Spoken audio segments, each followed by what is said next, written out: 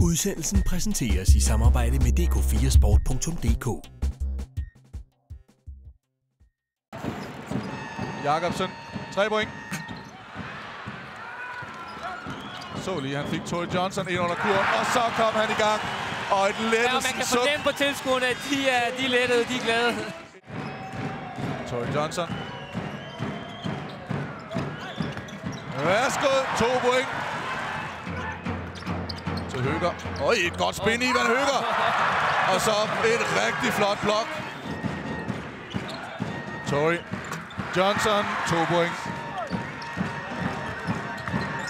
Johnson! TJ! Torrey Johnson! Det kan godt være, der er mange tilskuere, men der kunne man i hvert fald også høre. Torrey Johnson, fy for pyfer. Han gav altså lige Ivan Høger 1 på goddagen her. Lad os lige prøve at se på ham igen. Værsgo. Den der, den kan han godt lide. Høger, han trækker også lige armen og siger, okay, jeg skal ikke med derop. Publikum begynder at rejse sig og stå med sit hold. Og støtter op om byens hold, ikke mindst. Og her har man altså noget at rejse sig for. Det var lige før jeg rejste mig op over den her detalje. Torrey Johnson.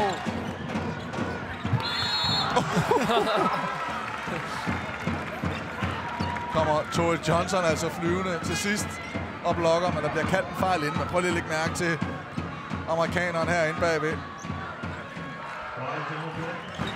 Torrey Johnson har scoret 16. Her bliver det. Men han har altså været god i dag til at holde sin plads.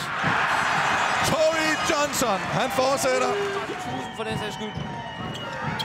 Johnson, 2 point. Og så en halv stemme til Torrey Johnson. Det er helt sikkert et kapløb mellem Torrey Johnson og højdespringeren her. Eller højdespringeren Torrey Johnson og selvfølgelig John L. Smith fra Svendborg Rabbits. 2 spørgsmål i en lidt længere duel i boksen. Og de kommer altså ind på basketsnabel.dk4.dk. Har du et spørgsmål? Johnson! Torrey Johnson, tak skal du have. Du får en salut og en hilsen herfra. Det er derfor, vi laver tv, mine damer og herrer. Hvis du ikke kan lide det her, så skal du slukke nu, for så kan du ikke lide at se tv. Så se på ham, Torrey Johnson. Velkommen.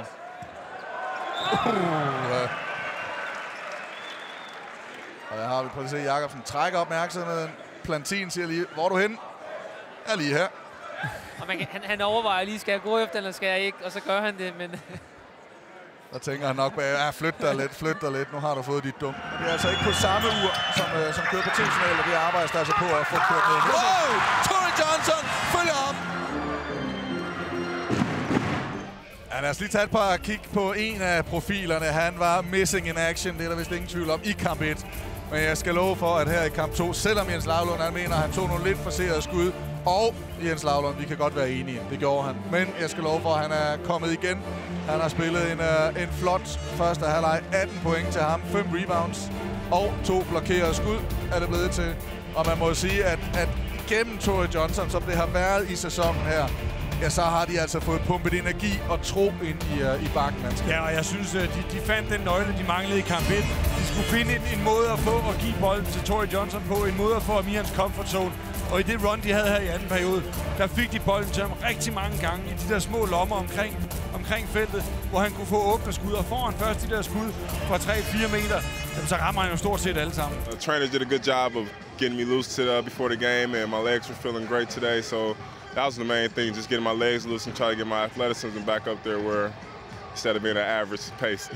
There was 4,000 people here cheering you on. How did that feel? I feel good, you know, I love the fans, home or away, so that's my type of thing, and always good to get a couple of dunks to make them happy.